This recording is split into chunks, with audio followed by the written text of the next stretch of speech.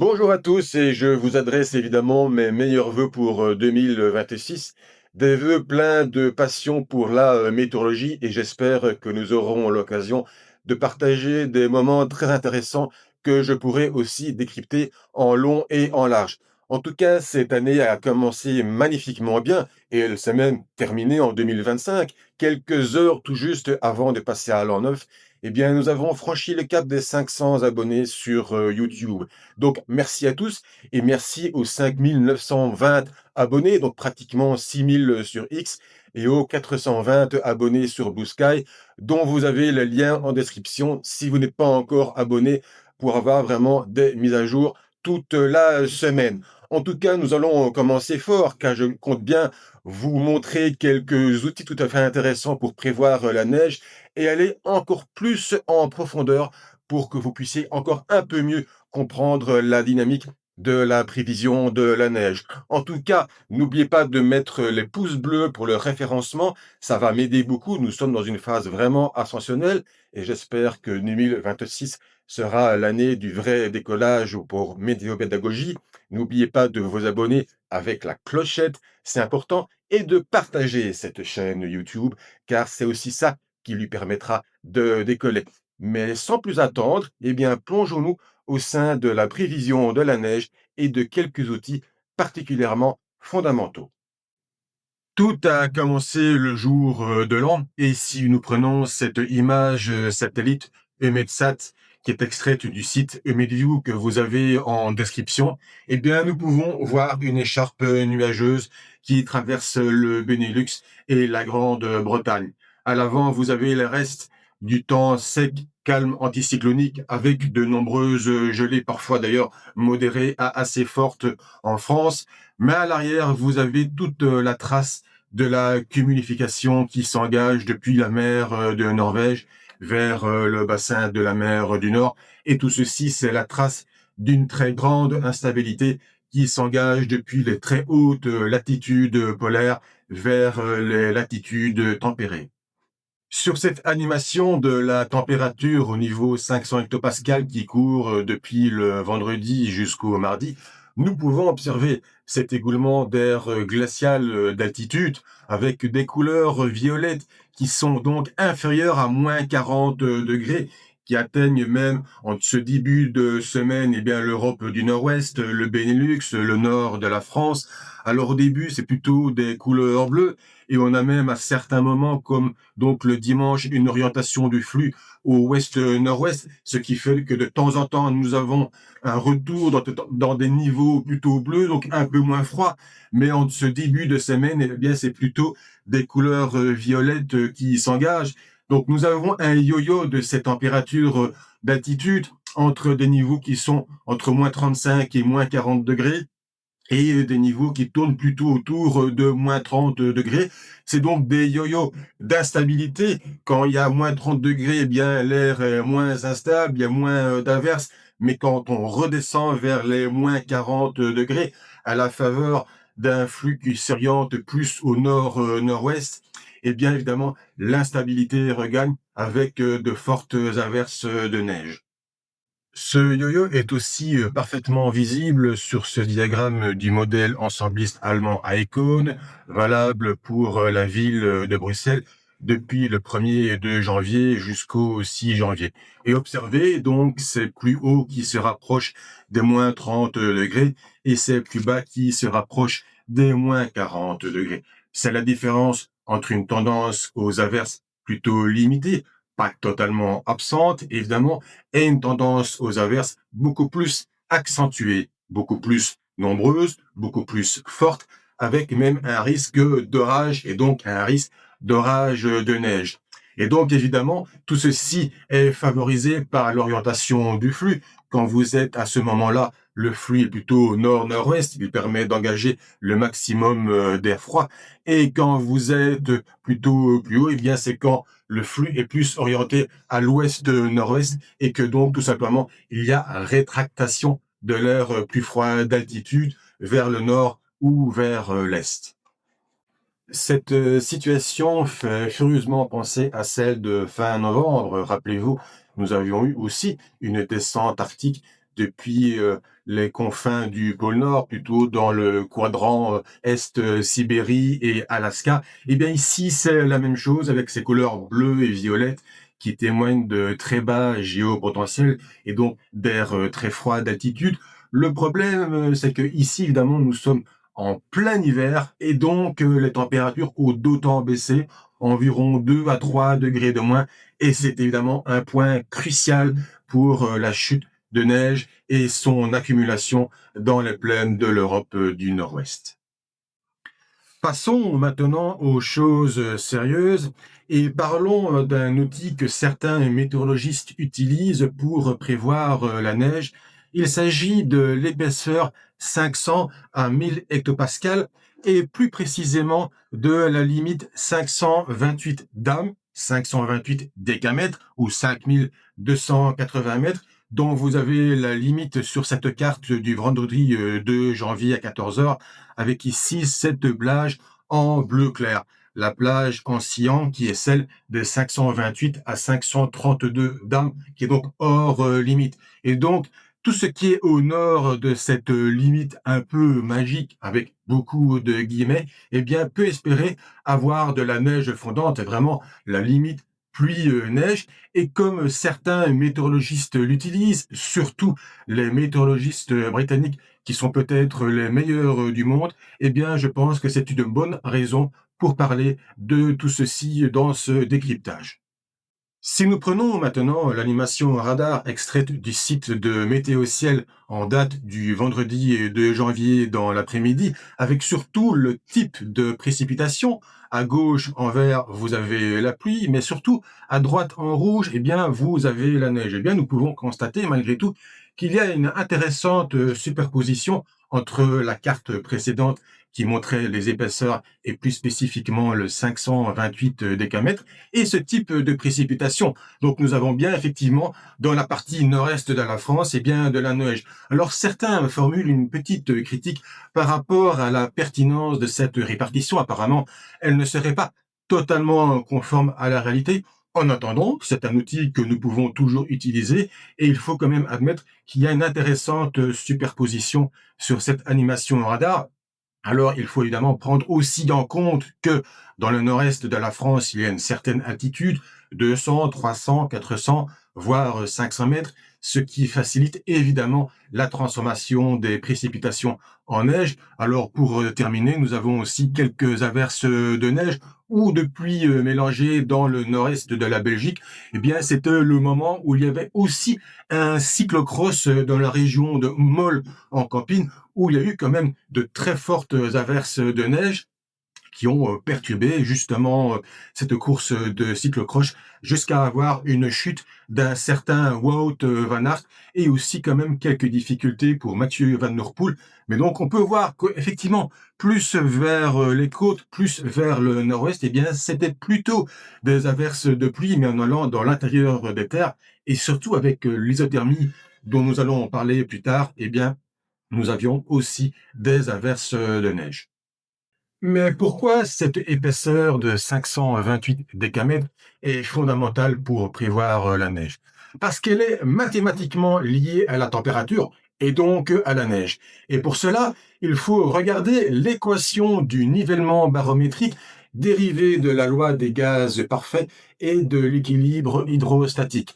La relation entre l'épaisseur d'une couche d'atmosphère et sa température est donnée par cette formule delta Z égale R multiplié par TV divisé par G0 multiplié par le logarithme népérien de P1 sur P2, où delta Z est l'épaisseur de la couche en mètres, R est la constante spécifique de la R7, soit 287 joules par kilo par Kelvin, TV est la température virtuelle moyenne de la couche en Kelvin, c'est évidemment la variable clé, G0 est l'accélération de la pesanteur, soit 9,81 mètres par seconde au carré.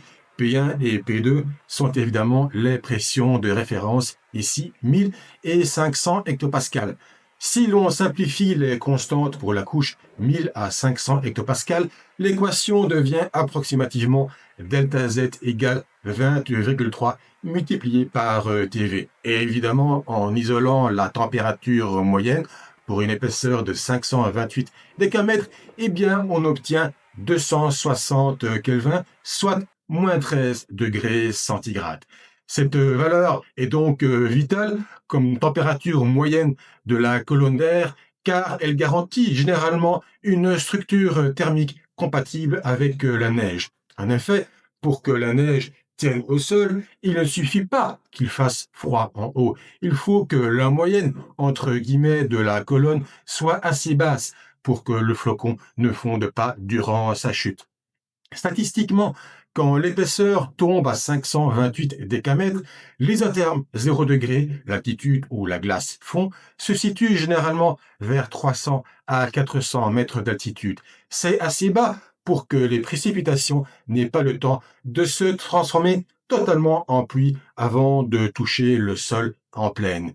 L'équation montre que si l'air se refroidit, le delta Z diminue. À 510 décamètres, l'air est si froid et dense que la neige devient poudreuse. À 540 décamètres, l'air est trop dilaté et chaud et donc la neige fond bien avant le sol.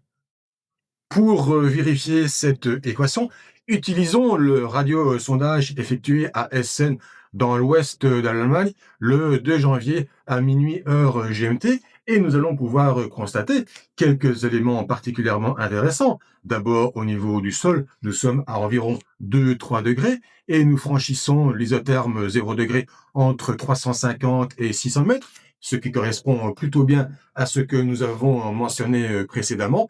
Et nous arrivons au niveau 500 hectopascales avec le géopotentiel à 521 décamètres. Donc en dessous de cette limite assez magique, entre guillemets, de 528 décamètres et une température de moins 34,5 degrés.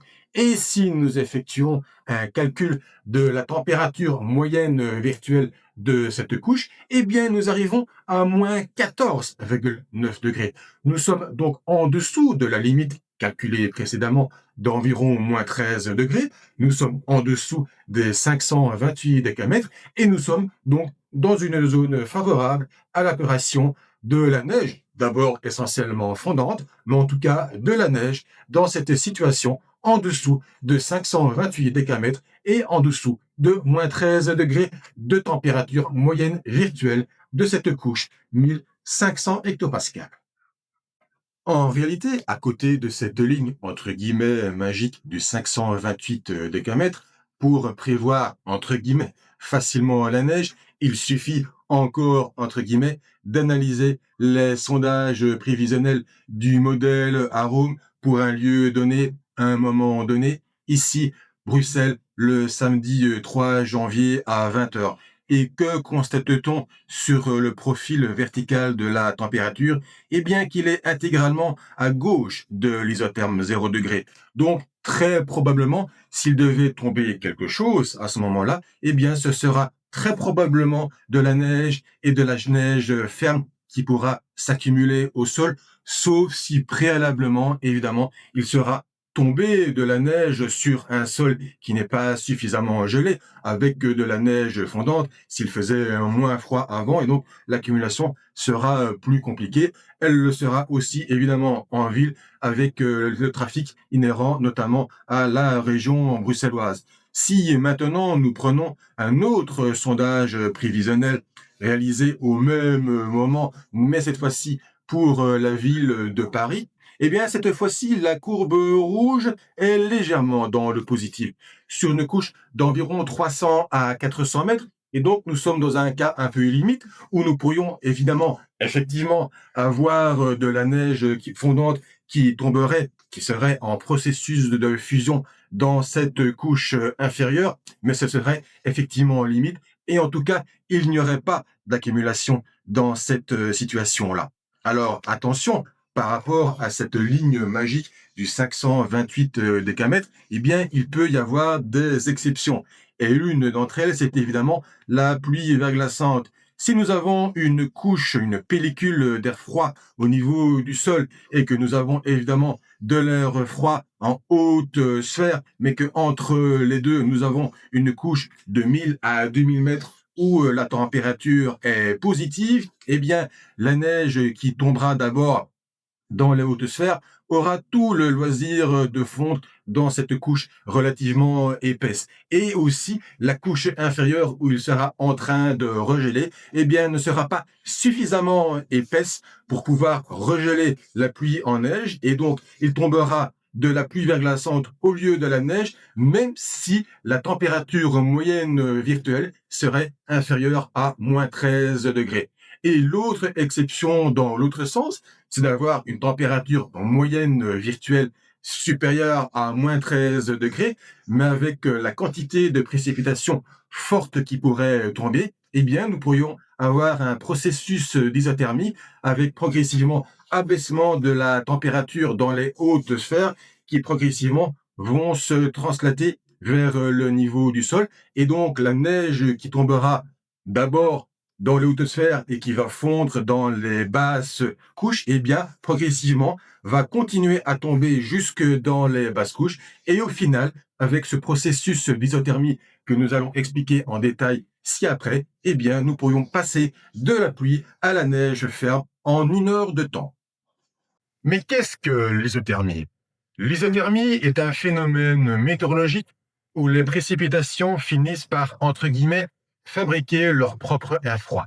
C'est ce qui permet à la neige de tomber en pleine alors qu'il faisait initialement 5 degrés.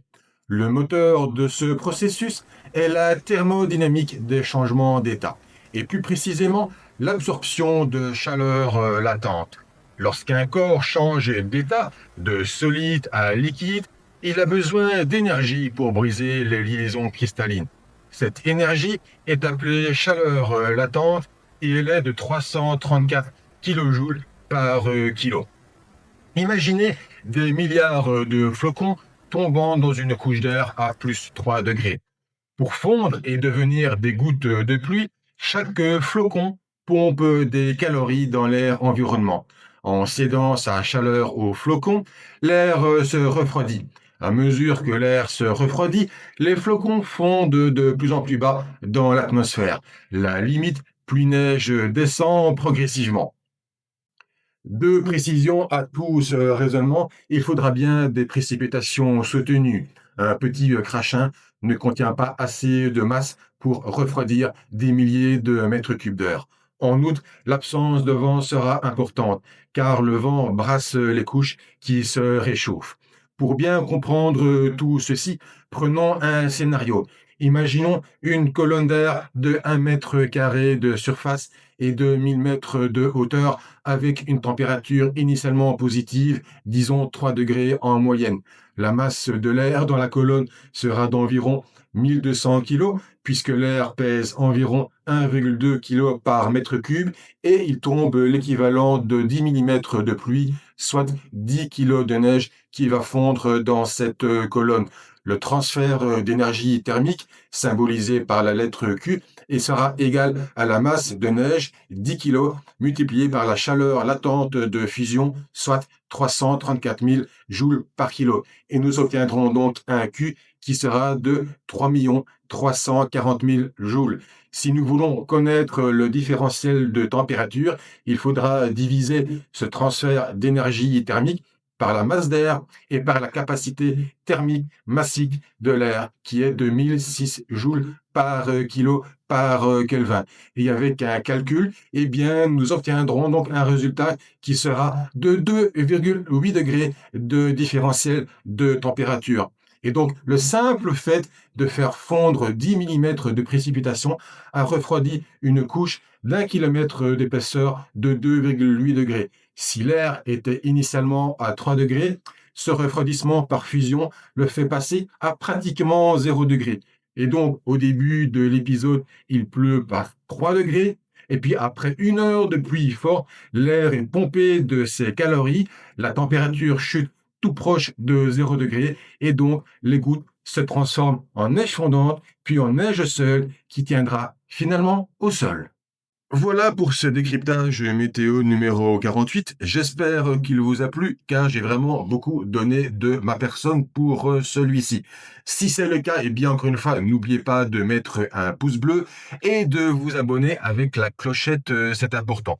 Je vous donne rendez-vous ce jeudi 8 janvier à 21 heures pour le direct météo numéro 10, où nous ferons le bilan du mois de décembre 2025 et de toute l'année 2025.